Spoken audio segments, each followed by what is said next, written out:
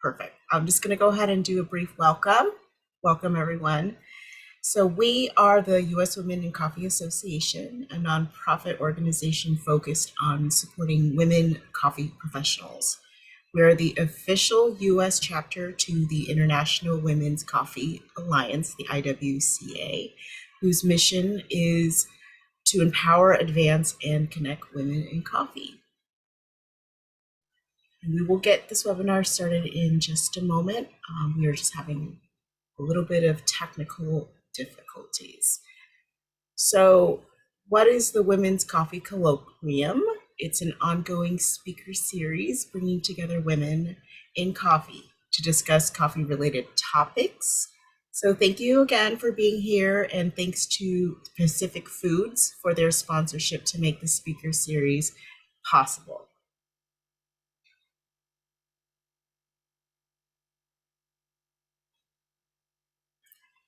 All right, and today's topic is called Producing Lasting Equity. We have representatives from each key stakeholder role who will share their experience. Join me in welcoming Stephanie, Candy, Marcella, and Yolima. I am Kim, and I'll be moderating this panel. I'm going to start by introducing the topic of today's webinar, and then have each panelist introduce themselves. So around the world, green coffee buyers and roasters are increasingly looking for ways to support the communities they buy from. One of the most prominent ways of doing so is through a meaningful contribution to education, investment in the community programs, and investing in closing the gender equity gap. With the objective of driving long-term improvements in sustainability, the focus on education and community-led programs supports current and future coffee producers. This session will focus on experiences, perspectives from the women who work on or receive these development projects. We'll hear about impact programs at the farm level and the program designers who aim to help close the gender equity gap. And I think we are still sort of waiting on one of our panelists to join. So I'm gonna just go ahead and maybe just kick off introductions, and hopefully we can have Marcella jump on for us. So Candy, if you don't mind kicking off and introducing yourself. Sure, and thank you so much for the invitation to join this panel. It's a lot of great information on here, a lot of great women doing work. So I'm excited to be a part of it. My name is Candy Sheabley. I'm the owner and lead roaster at Southeastern Roastery in Baltimore, Maryland, where we mindfully cultivate the senses. I started the company in 2016 at the home of my great-grandmother in Smithfield, Virginia, and moved up to DC at a pop-up in Songbird Record and Music Cafe, and we're now located in Baltimore, where we roast, and we have a small lab.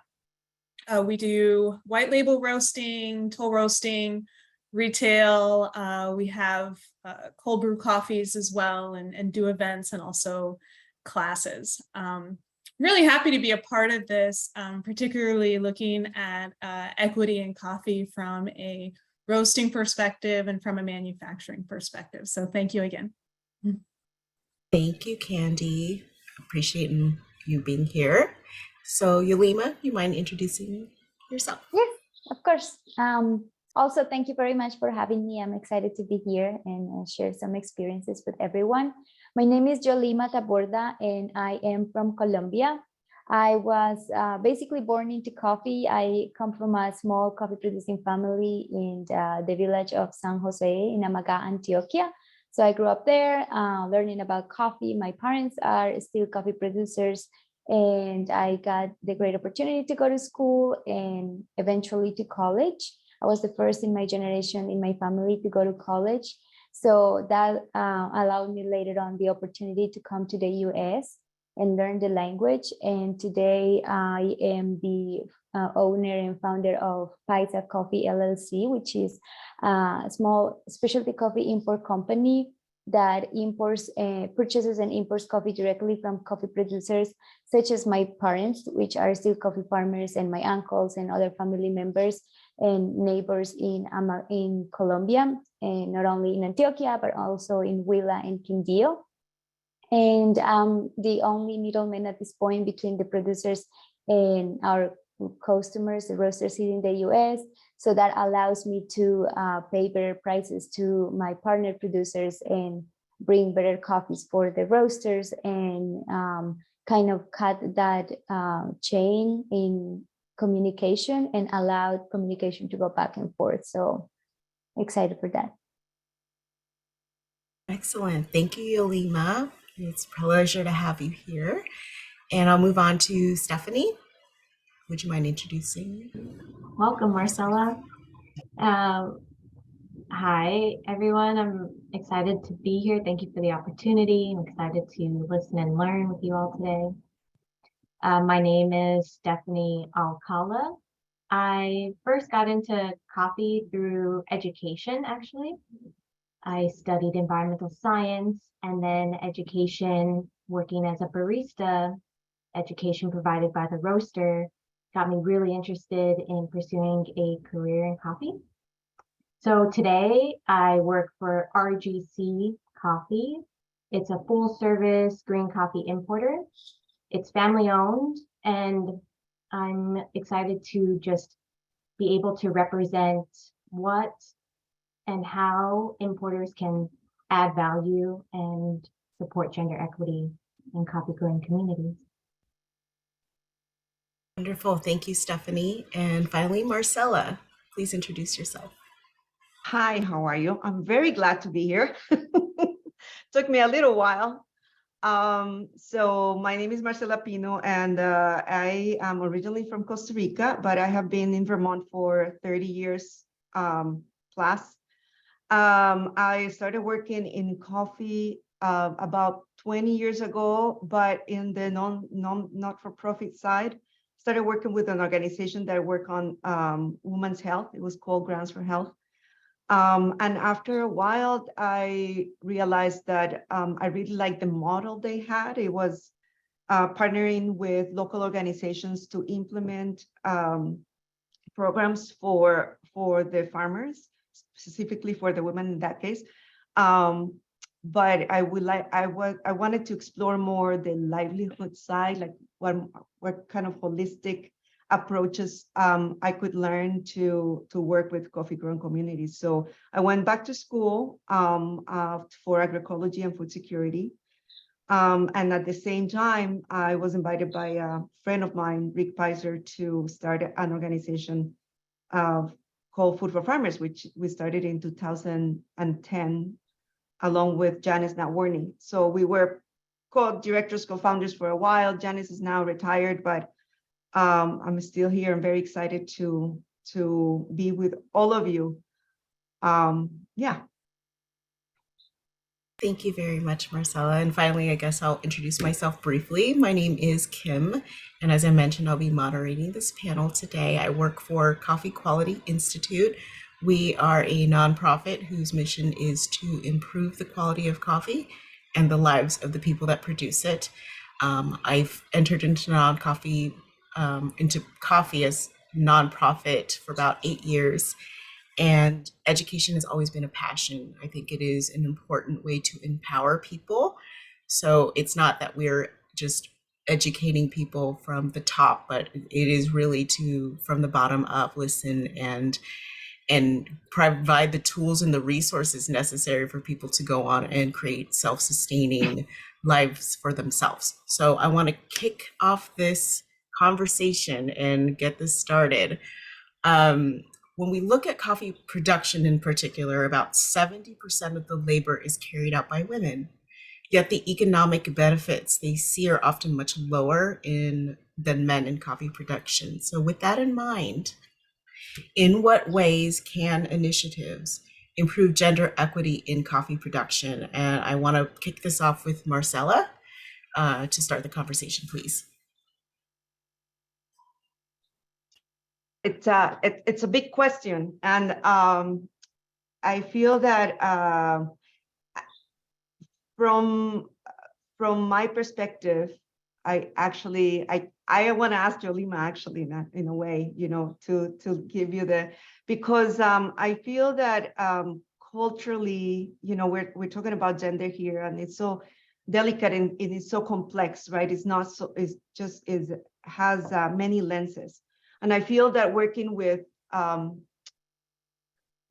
families that grow coffee, one of the characteristics that I see across all the, large farmers, medium farmers, very small farmers, buyers, the trend that I see, or the characteristic I see, is that women are usually marginalized from those economic activities that would allow them to, and it's not only the economic activities, is the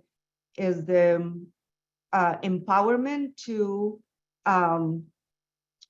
make their own decisions, not only for them, but for their families. So I should have explained before that Food for Farmers is a nonprofit that works with coffee growing communities to implement sustainable food security programs. We do that partnering with local organizations. And a lot of what we see is that, and so we are very education based. Every component that we implement has an educational component, because what we want to do is to spread these seeds, to put the seeds that we know it's a long-term work, but we want to put those seeds because we know that change is not easy when it comes to gender and to food security. So when we work with women in these workshops, a lot of the times women come to us and they barely can talk. They don't want to talk. They don't want to expose themselves. They don't want to. But as they understand that this is a safe space, that they come here to learn, that it is good to make decisions, even with very little economic resources, we see a big change. So I feel that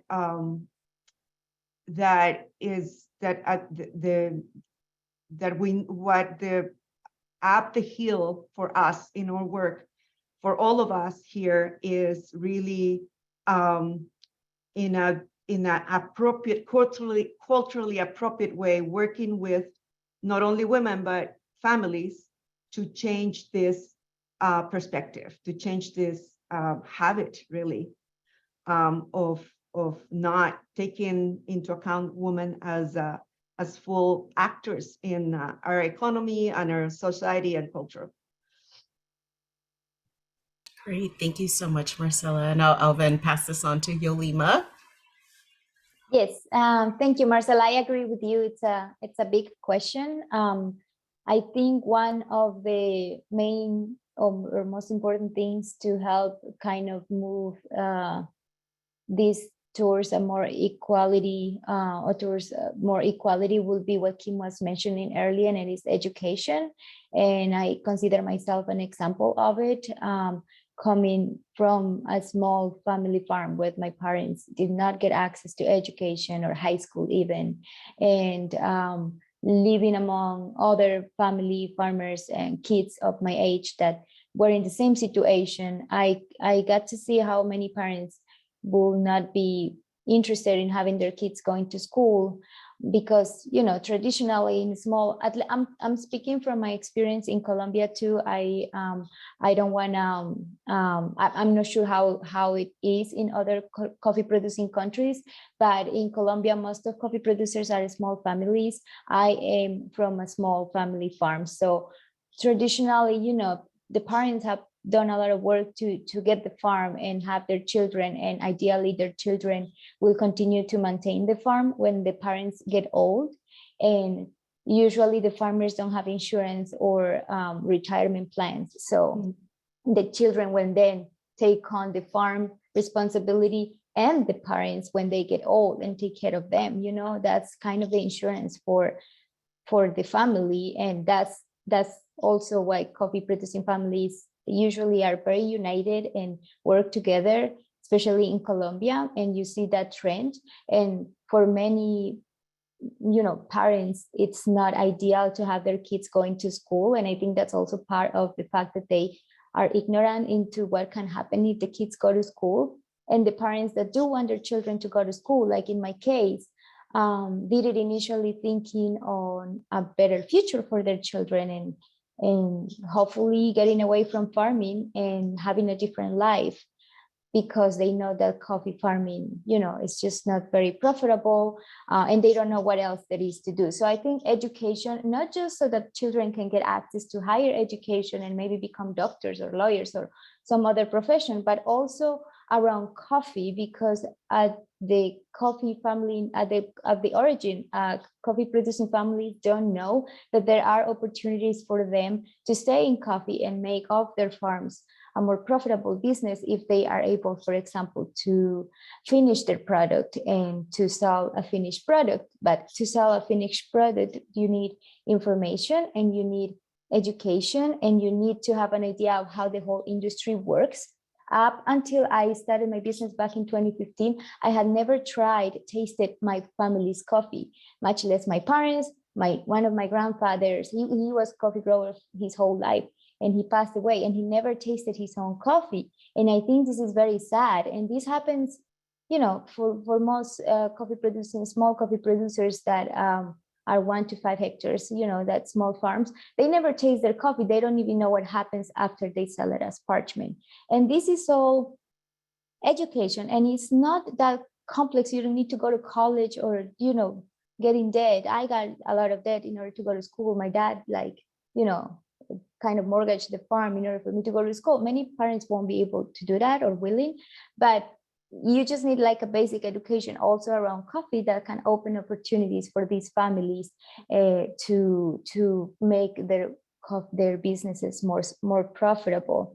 Because also, as Marcela was saying, it's just the fact that maybe the man is working and they are the ones collecting the money and selling, and the women is never seen that. If you look at the end of the day, there is not even like money left to share. Just use the money to pay the bills and to buy the food, and it's not like there is money to share. And both of them did a lot of work, but there is no way to grow either, like to grow the farm. And so if you cannot grow the farm, you cannot increase your profit. So it's kind of a survival circle, which for farmers that own land is like really good. My father always told me, land, we have land and this is like our treasure. But the land will give us food. And, we are very fortunate to have a piece of land, even though it's not very big, because if you look at the pickers, many of them don't even have a piece of land to plant some coffee. So they are even in a more difficult position, because when they get old, what's going to be their retirement? At least like farmers that have a little piece of land, they can even sell it and that can be their retirement. But I worry a lot about people that are in coffee that don't have equity or own anything, because when they get old, what are they going to do? It's a big worry. And once you get very old, at one point you can work. So yeah, I think education can change many things. Just having people know what is possible, even though they don't need to be like have the super career or like go to the more expensive school. Just knowing what's possible and having access to people and to resources and to education, maybe even to learn another language. Like most farmers are not able to sell directly, even if they wanted to, even if they had someone that they could sell to in the US, because how are they going to communicate, right? And so even just learning the language can open so many doors for farmers, for women, for guys, for children of producers, to help them better their life. Wonderful. Thank you, Yolima. And I think Marcela has something to add, and then I'll kick this off to Candy to add her perspective as a roaster. Yeah, I completely agree with you, Jolima, that, for smallholder farmers, which are the most of the people that produce the coffee, at least in Latin America, most of the farmers are smallholder farmers, less than 5 hectares. And in Colombia, it's even micro fincas, right? Like micro farms. But however, and we had noticed this, like when women are in charge of a program, let's say, or if they are allowed to make decisions, they make different decisions that men sometimes. They would put the family first, and that's what and it's not nothing against guys. It's not that. I think that everybody, like, we have to work with families, and that's what we say, we have to work with families as a whole, just to look at what, because women do start saving right away. They start, making these decisions that will benefit their family as a whole as well. That's all. Thank you. That's a very good point, Marcella. Thank you very much. And Candy?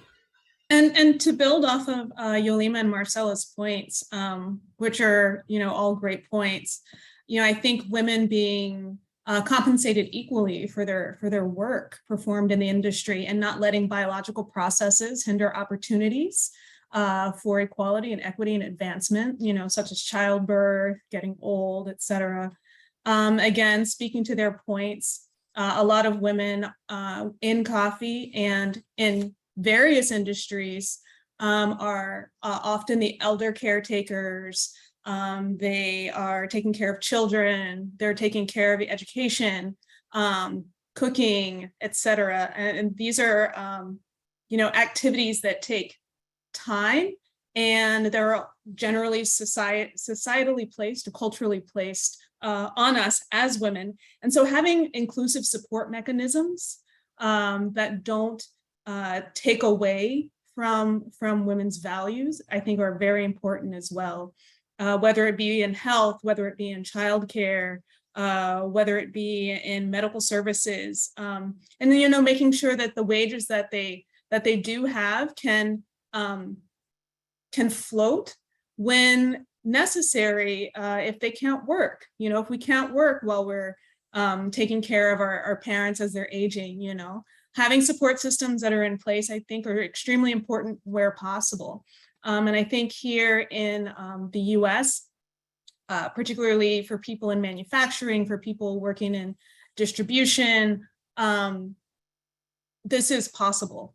And so I'd like to see more of that.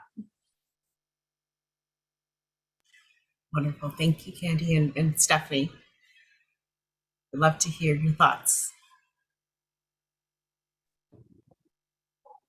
I just want to echo, I think, the two main thoughts that really resonated with me from the perspective of an importer and what I've seen working with RGC for the past 3 years, how we support gender equity initiatives together with our supply chain partners is by developing and implementing supply chain sustainability projects. And we have 3 methodologies we use. And one of the 3 methodologies is family prosperity, is called Las Flores del Café. And really embedded in both in this project is the 2 main points that have already been mentioned, is education and taking a family holistic approach. The best way to support a family is to invest in girls and women education. That education transcends across both financial education, social recognition education, education in sustainable growing practices. So I just want to echo those 2 main points, that it's really a family approach and investing in education.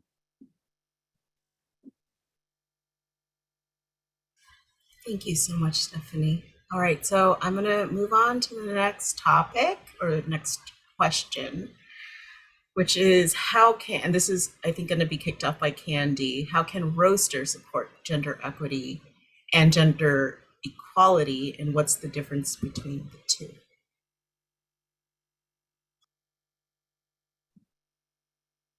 All right. First, I'd like to kind of get into the difference between equity and equality.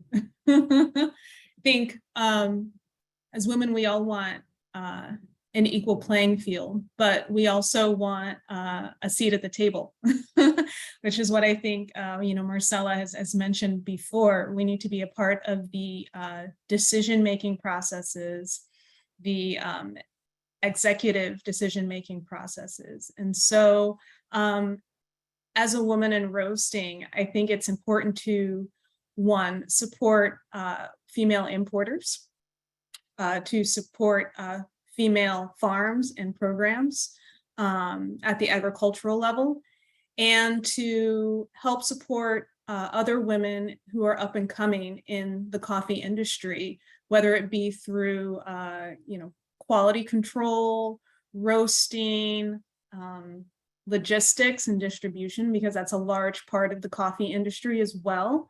There are many aspects that do involve women, can involve more women, and it's important for us as women in the industry to be there, to make sure that there's space for them, safe space for all of us, and to make sure that we are included in the stages of ideation of projects within coffee, so that there can be a holistic approach to coffee. And we bring a different perspective, right? One of generally more family-oriented, more environmentally sustainable, more culturally inclusive. In general, not to say that men can't, but as women, this is kind of where we are positioned a lot of times in society, and that has value. That is not without value. And so coming to the table at the executive level, at the ideation level, and having input in implementation all across the value chain is very important. And so I think we need to be there collectively to help sustain that, help improve processes that need to be improved, and to support newcomers coming in. You make great points, Candy. Thank you.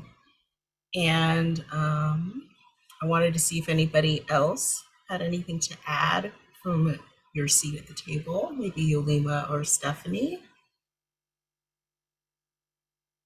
I would like to second what Candy is saying. I think it's very important, especially being part of the decision-making process. As a woman, it helps make you part of the team. And there is always different perspectives that need to come together in order to make a decision and grow. And before making a decision, you need the information. So it's important to be very included into the processes, so you know what's going on.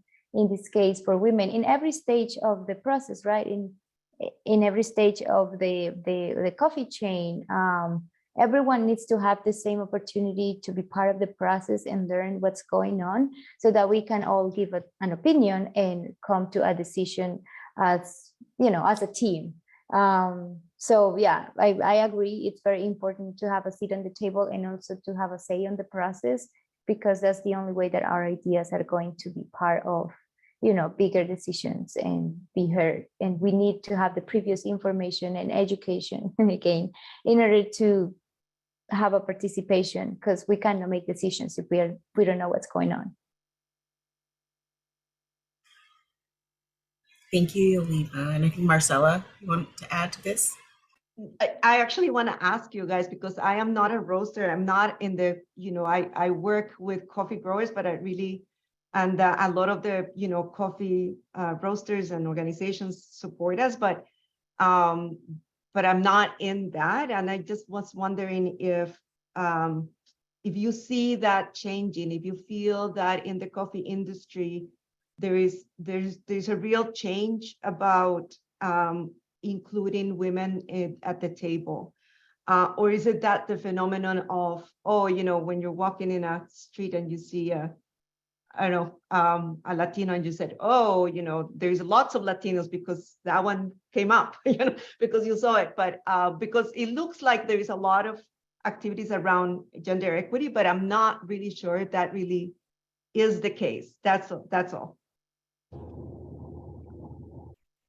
Yeah, I think you all are making really great points, and I think at the end of the day, from an importer perspective, there is amazing work happening.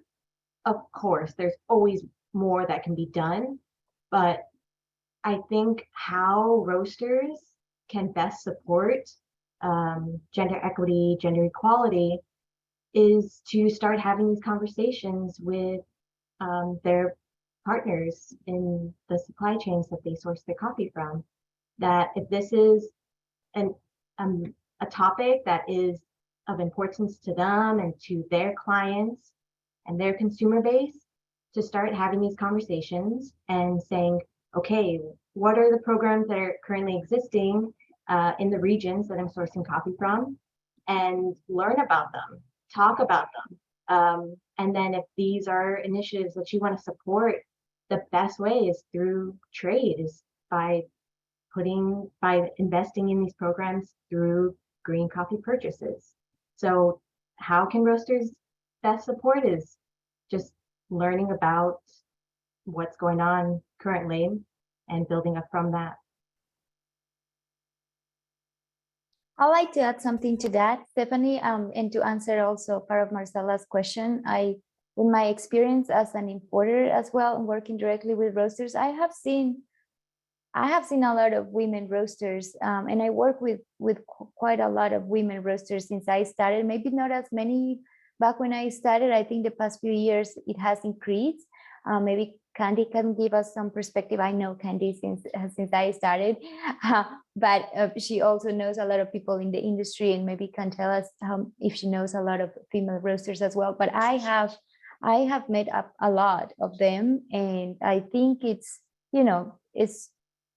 becoming more and more evident that both men and women, can be on the same level in the roasting capacities, and amazing women doing amazing job with these roasteries and brands. And I have had the pleasure to work with several of them. So I think it is getting much better, but I also don't know, like 10 years ago, I don't have that much experience in this side of the industry to answer that.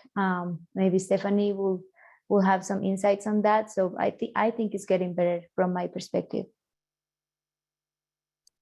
Yeah, and just to chime in on that, I mean, I think women have always been involved in coffee. I mean, if you look historically at roasting companies from the start of coffee, there have been female roasters. Now, whether they've gotten recognition at a larger scale, that's a different thing. And so I think what we're seeing now is an increase of female recognition and women's recognition in the industry more so.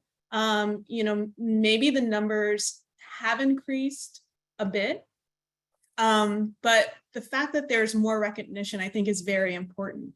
Whether it be in importers, whether it be in agriculture, and whether it be in roasting, whether it be in brewing, packaging, distribution, what have you.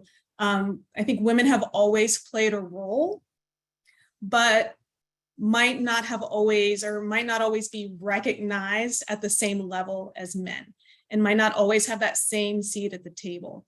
And so you're right, getting these stories out about, programs that support women, and just the fact that there are female importers and female roasters and female producers at the farming level who own farms and who are running their own farms as well is very important, just so that people know. And making those partnerships and advertising those partnerships, making them known, making the organizations known that are doing great work such as yours, Marcela, it's important. And so yeah. I agree. Thank you. There's a common theme and call to action here that is about intentionality in giving women the space, whether you're a man or a woman, but anybody in coffee, if there's intentionality behind thinking, where do I get my coffee from? What are current initiatives that are working, and what are initiatives that, coffee producers are saying they need, and that we together can form a solution to create long-lasting change. And it's going to take a long time, but I agree, keeping this conversation on the forefront is something that, in what I do at Coffee Quality Institute, or what I do in, I'd say, the education space, is just that, is asking, who do I know who's a woman who needs that extra push and that extra support to get out there and to be a part of to have a seat at the table, right? And I think I'll say that in my perspective, the reason why I am here is many women who were willing to take a step and give me space at the table and encourage me that I can do that. Sometimes that's all you need to hear is that, yes, you can do that. And how can I help make a couple connections to get that started? So moving on, I think this is actually an important topic that will center around Yolima and her experience coming from a coffee producing family. How can growers keep coffee's value in the country it's produced in, and how can roasters and importers help with this? Yeah, that's that's a big question. I believe one, make sure that farmers are compensated fairly for the coffee they produce, and also make sure that they got the tools to produce good coffee, because in order to get well compensated, you also need to produce good coffee. So it's very little tricks you have to do to improve your coffee at the farm level. Like for us, in our experience, we were always producing coffee as we were taught in Colombia to produce it. And when we started bringing it here, we adjusted a few things. The coffee was already very good, but adjusted a few things without the need of doing a big investment. And we got our coffee's score to improve a lot. So just making sure that producers have access to that information, and start kind of getting out of the market, especially small producers, try to get out of the commodity kind of market coffee, and get into the specialty coffee, but also have access to the commercialization paths that will help them sell those coffees for better prices. That's one thing. And then another one, it's especially for the very small producers that have maybe 1 hectare of land that cannot even make a profit out of if they sell their coffee really expensive. I believe you need about 3 hectares, at least 3 hectares of land in order to make a farm sustainable. And you still want to produce specialty coffee and sell it at a good price. But if you have less than that, it doesn't matter how expensive you sell your green coffee. I mean, it's just not sustainable. It won't sustain the family and the farm for a whole year, because it's just one harvest, right? So maybe helping them get to roasted coffee and sell their coffee roasted, and allow them to commercialize their coffee inside the country, or even export it, but once it's already roasted, that way they can keep most of the profit of the coffee with them, because the most of the profit will be at the end of the production chain. And so those are like the 2 main options that I see for producers, and making sure that the profit for the green coffee is really a good profit. I am aware that, of course, to sell a coffee for a very good price, you need to produce very good coffee. So giving them the tools to produce that coffee, make it really good so that they can sell it for good prices, connect, and have like constant customers, international customers that are going to be willing to pay those fixed prices rather than be attached to the market rates. Because when you are depending on market rates, you don't know, as a farmer, you don't know what you're going to get. Even if you produce the best coffee and you make a really good job, if you're selling on market, that's not going to be translated on the price. So yeah, I think those are kind of the 2 things that I will consider will really help in that regard. Thank you so much, Yolima. Does anyone want to add to this question? Marcella? Oh, go ahead, Candy. I'll go after you. Okay. I just want to add on to what Yolima is saying, because I wholeheartedly agree that roasting, particularly for small scale farmers at the farm level, could be very beneficial. And this is where I see folks on the US side or out of country supporting that. And, I think we can do a lot to help support that and make that come to fruition. And so I think that's one thing that that's important to note. Yeah, I was going to share that we had a really nice experience and a really nice illustration of something that can help to keep the value of coffee within the producing countries. And you know, I mean, it is known that the markets in the producing countries actually is pretty big. Like it could be, you know, it's a potential for the coffee industry to develop more coffees nationally. And in Colombia, actually, one of our programs is this was in Cauca. And so our programs, we developed this model where we train what we call it community promoters or food security promoters. So we identify young people that are children of the members of the association or the co-op. And then we train them on specific skills, basic skills of food security, organic gardening, community leadership, all these kind of specific things at a kind of basic level.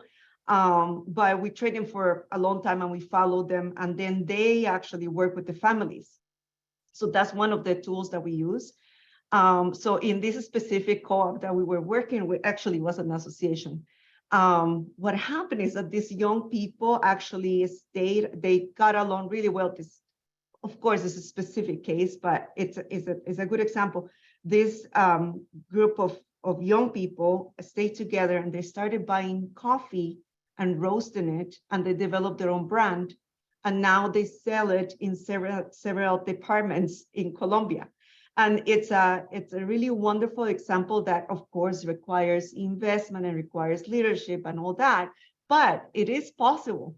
And what I love about this story is also how able they felt. You know, they felt very proud of being able to do that. And I think that's halfway into development, you know, helping somebody is making them feel worth it, right? And that they can do that. I'll add something just to that story, as I completely agree. And what Yolima was discussing prior is you need to understand your product. You need to know what you're offering to importers, to roasters, to the end consumer. And by understanding your product, you can also build greater impact in your communities. Exactly through that story is I've seen it also with other groups of women that we work with, and also just how powerful it is to learn roasting and then being able to sell your coffee not only as an exported product, but also in your municipality. It's empowering financially and socially too. And it's a great way to also support women entrepreneurship, which is a powerful strategy as well. Yeah, I agree with Stephanie in the sense of last thing you said, women entrepreneurship. I think that having, like even in my own family, my mom has started roasting. We got a small roaster at the farm, and she's started roasting and packaging and selling our coffee in the town, and she's got like a couple of restaurants, and you know, like it's of course it's gonna be very hard to sell the whole harvest roasted, but a portion of it, you know, what can be exported or the fly crop, you can sell it like that. And I'm like, well, if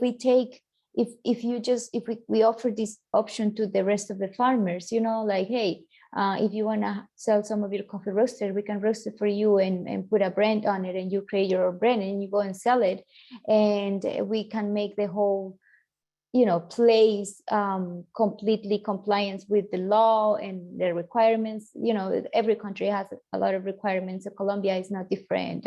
You need a lot of things in order to, you know, become legal and be able to legally sell coffee or even export it. But just offering that option, because not every farmer needs to go through that tedious process of becoming an exporter and having a food license and all of that. You can offer them that as a service, and then they can try it out without the expense barrier or, you know, the risk barrier that they will otherwise have.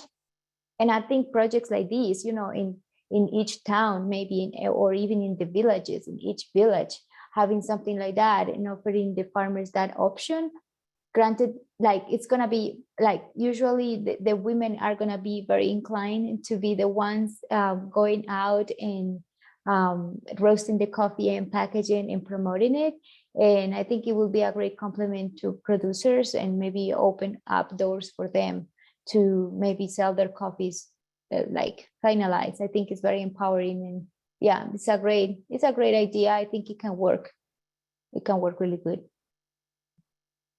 And to add on to what Yolima and Stephanie are saying, that this is, this is group economics. And I think this really brings the idea of the importance of group economics into the conversation, and how important it is for us to kind of develop these cooperatives, these collectives, where we can leverage our resources and, leverage roasting capabilities and leverage marketing capabilities and distribution capabilities. Without this connectivity economically, we can't empower more people, not even just women, just our children, people in general, to kind of build on what they're doing. It's a great way to grow together.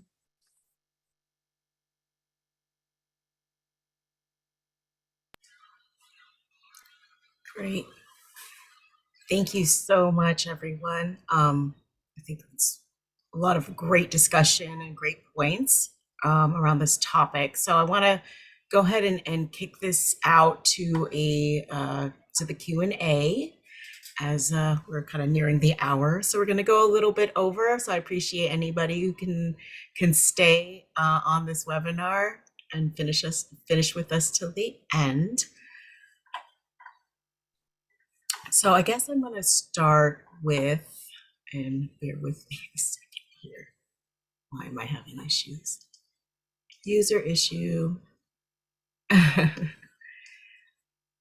found this question to be really, really interesting, which is, let's talk about what needs to be done in the short and long term, and what can the community watching this webinar do? I think we've kind of touched on this topic quite a bit, but I don't think it hurts to bring it home, so to speak.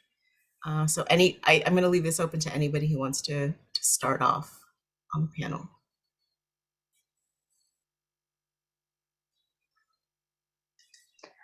Okay, I'll start, and I'll try to be very short. I think for just being more conscious about what coffee we are buying, where it's coming from, who's producing it, asking the hard questions will motivate the people that actually have a say on the decision making to make the right decision.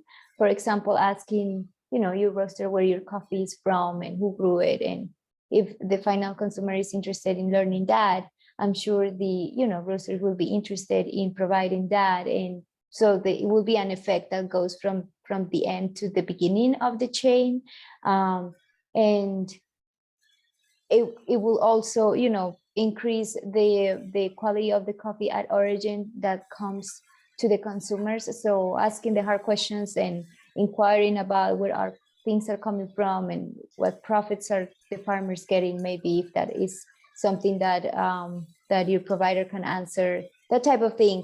Being more interested in what's happening with the coffee at origin, I think will kind of encourage everyone to be more mindful of where they're getting their coffee from and how they are making the process better for everyone in the chain. I'd like to add on to that, being more intentional in your purchasing decision making. Make sure that, as Yolima was saying, you're asking your roasters where your coffee is coming from, making sure that you are supporting women in coffee when you make your purchases, making sure that the people that you're working with are working with women, whether it be in just general whole bean coffee roasting or cold brew. For example, we just had made a cold brew with 2 female direct importers, and it's a great story to tell that it's imported and farmed and roasted by women throughout the value chain of coffee and things like that. Really telling a good story. It's really important think it really helps people in making purchasing decisions, but also be proactive in that as well, because it might not always jump off the shelf or like jump across the counter from your cup.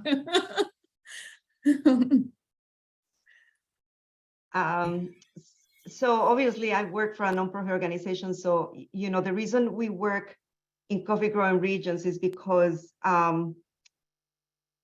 well, because coffee is not enough. I mean, that, you know, for most of the coffee growers of the world, not even Latin America, but all over the world, coffee is just not enough. I mean, the specialty coffee is only a fraction, right, of the overall coffee market. So I agree that so the reason, sorry, I'm kind of going all over the place, but so the reason we work with coffee growers is because the context of where the coffee growers live is difficult, and it has a lot of obstacles, you know, lack of services. There is, you know, the also, if you're a coffee grower, the fluctuation of the coffee price, which really, you know, the C market hasn't really changed in 25 years, right? So if you're not a specialty coffee, then you don't get those premiums. So there is a lot of cultural blocks, social blocks, economic blocks for coffee growers. So we working in coffee because there are these challenges that happen. And we also, so I was going to say, of course, you can, you know, support organizations like ours. However, I feel like the better decisions come from informed, to Jolima's and Candy's, you know, point, comes from an informed consumer.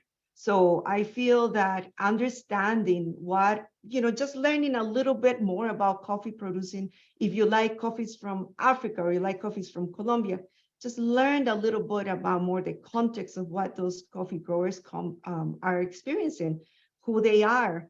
You'll find that most coffee growers, although they depend for cash crop from coffee, they also do other activities. They may be beekeepers. They may be, you know, they may make value-added jams or other products that you might want to purchase as well. You know, I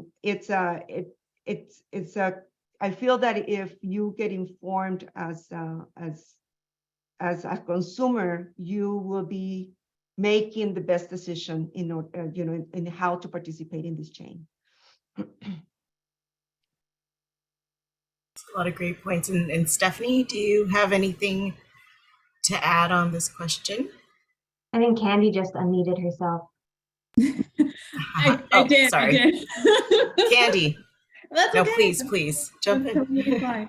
I was going to suggest, you know, sometimes the embassies are great places to get information on trade and products from the ground level. You know, I know the Embassy of Indonesia, for example, has a very extensive list of who's, you know, producing what where.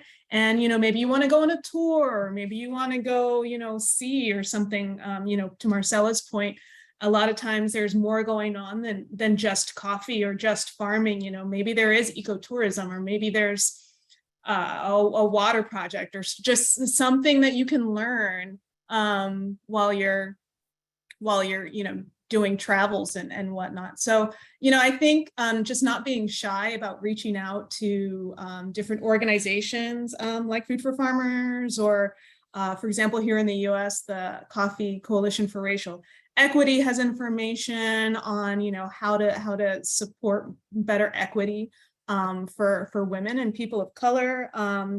Asking your local embassies for information. There are a number of good resources. So don't be shy if you're interested in coffee to say, you know, hey, what else is there? What else can I support?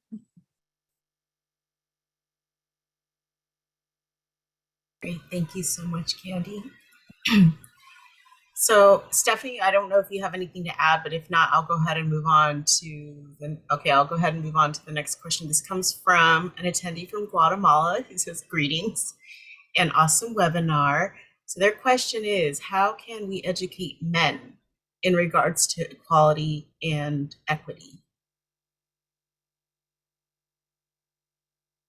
I would love to answer that.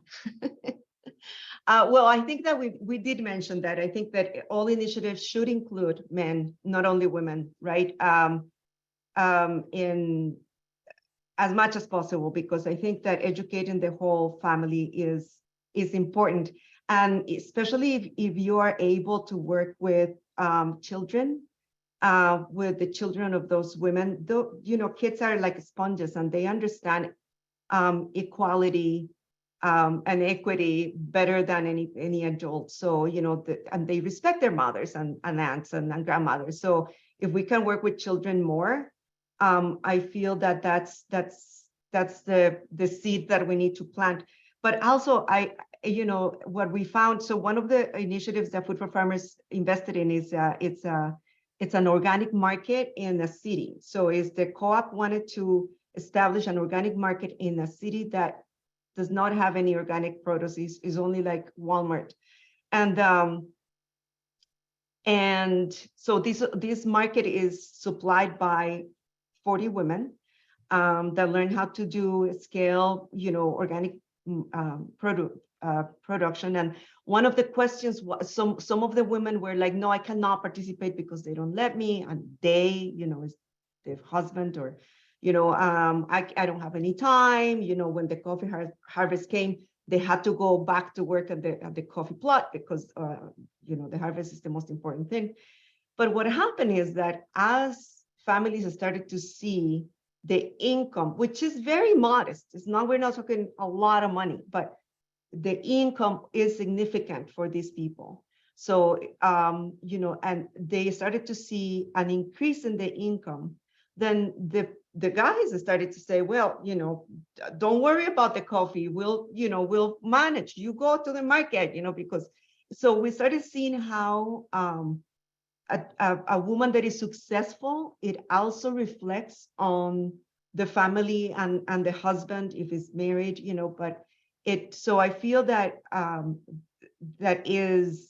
it's being, you know, one step at a time, and setting up women for success that will convince also, you know, men that this is a good initiative.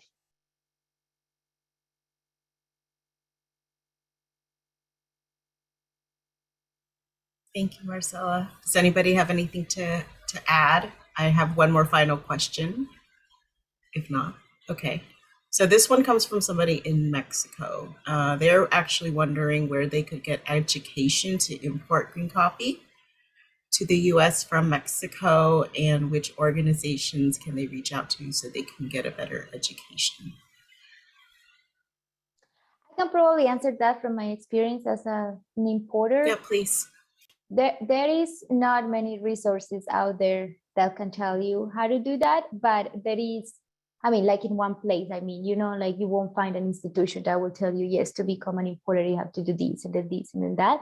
But all of the information that you need is pretty much online, especially if you're here in the US. I feel like it's easier. You just, this is what I did. I went to Google and I pretty much Google I spent like a whole year researching how to become an importer. So first, how do you start a business in the US, right? So how to learn that.